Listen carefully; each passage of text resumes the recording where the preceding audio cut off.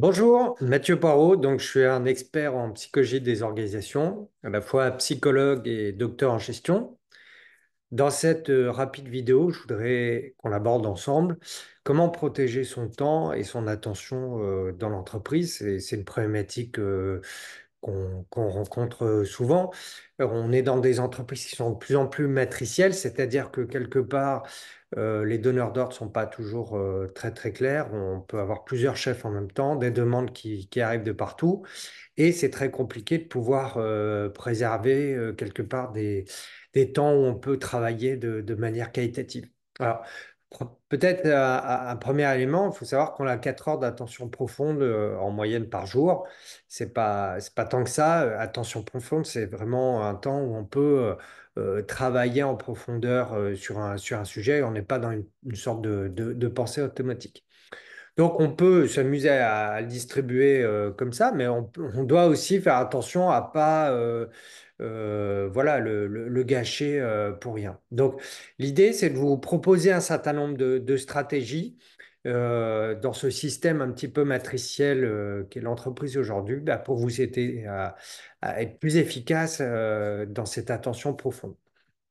Alors, le premier, c'est clarifier déjà régulièrement ses rôles et ses priorités. Pourquoi?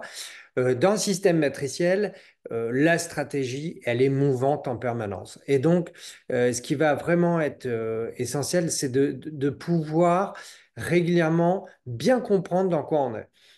Si par exemple, on se rend compte que c'est la rapidité de production en ce moment qui est la priorité numéro un, bah, ça nous donne quand même des critères pour savoir si on doit faire parfaitement ou un peu moins.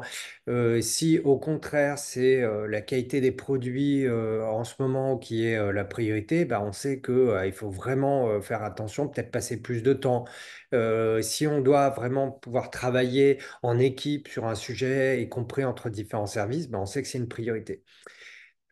La stratégie, elle est mouvante en permanence. La nouvelle normalité, c'est l'incertitude, c'est l'adaptation permanente. On est dans un monde qui bouge en permanence.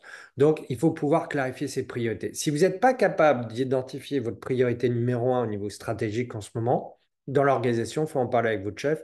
Il faut vraiment avoir cette vision-là. Et puis, clarifier ses rôles, parce qu'effectivement, on peut avoir plein de demandes différentes, et ce qui va vous permettre de ne pas être obligé de prendre toutes ces demandes et de vous dire, ah ben je dois à la fois aller là, mais en même temps je dois être là, et en même temps je dois faire pas cher, en même temps je dois faire avec plus de monde, à la fois on me dit d'aller me former, en même temps d'être présent.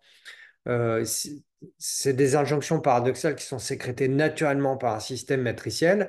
Ce qui vous permet de pouvoir faire le tri dans tout ça, c'est aussi d'être clair sur c'est quoi mon rôle finalement. Et ça, cette question, elle doit être discutée régulièrement avec vos chefs, mais aussi un petit peu les donneurs d'ordre dans l'organisation. Donc, c'est un travail qui doit être en continu dans un système matriciel. Ça, c'est vraiment quelque chose d'essentiel. Le deuxième, c'est de clarifier ses valeurs profondes, son ADN identitaire. Quelque part, on vous demande beaucoup de choses. On construit son travail de plus en plus dans un système matriciel. Le fait de pouvoir clarifier ses valeurs, c'est aussi une boussole morale.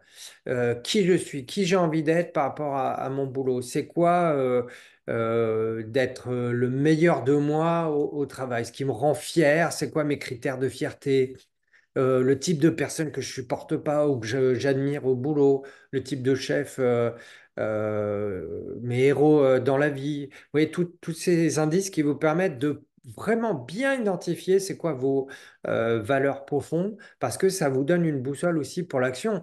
On a besoin de sens au travail, et donc on a besoin aussi de savoir quelles sont ces valeurs profondes pour pouvoir faire des traits, encore une fois, dans un système matriciel qui bah, vous demandera toujours 120%.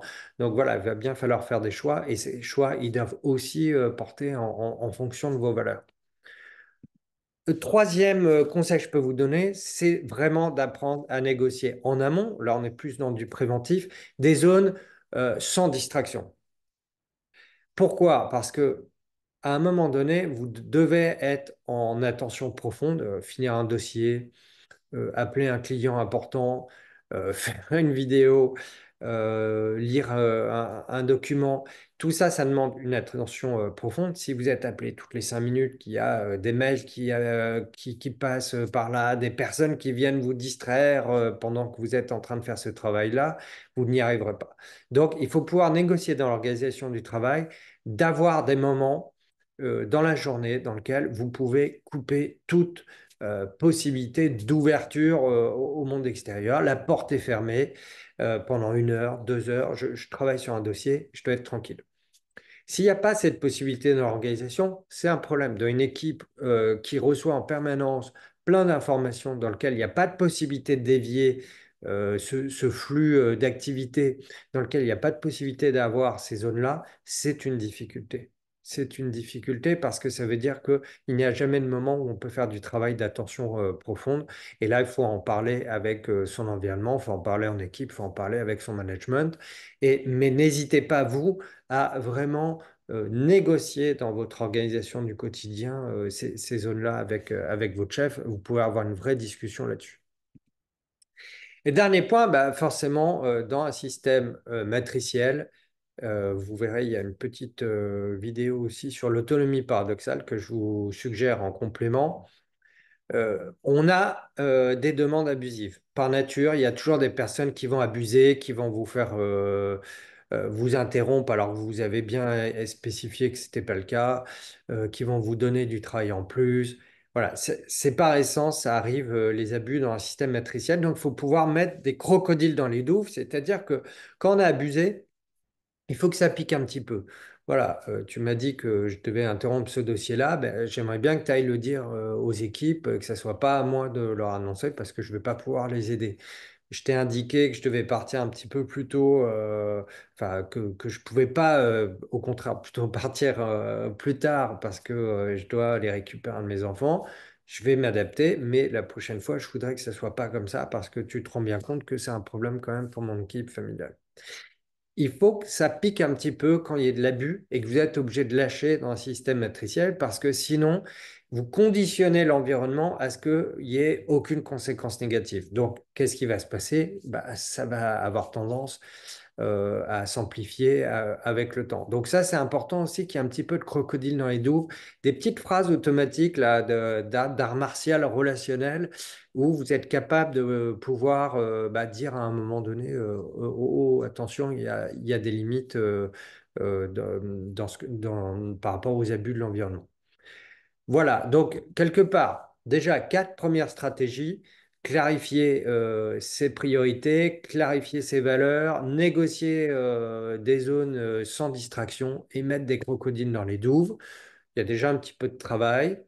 La plupart des personnes ont des difficultés là-dessus, surtout les personnes qui se suradaptent parce que leur principe, c'est qu'elles doivent satisfaire tout le monde. Généralement, il y a un principe un peu de culpabilité derrière, mais aussi la peur du rejet si on est insatisfaisant. On est toujours insatisfaisant pour quelqu'un, surtout quand on évite de l'être et qu'on se suradapte, parce qu'à un moment donné, soit on va s'énerver parce que bah, il y a quand même des limites humaines, et de toute manière, dans la vraie vie, c'est impossible d'être satisfaisant avec tout le monde, surtout sur un système matriciel. Donc, clarifier ça aussi, c'est important, et travailler sur ces stratégies. Voilà, n'hésitez pas bah, à regarder sur YouTube, LinkedIn ou Instagram. J'essaie de donner un peu plus de conseils sur les réseaux sociaux en ce moment. Et donc, bah, une prochaine vidéo, n'hésitez pas à liker si ça vous a plu, à m'indiquer un petit peu les points forts, les points d'amélioration pour mes prochaines vidéos ou des sujets qui vous intéresseraient. Et puis, bah, je vous dis à bientôt.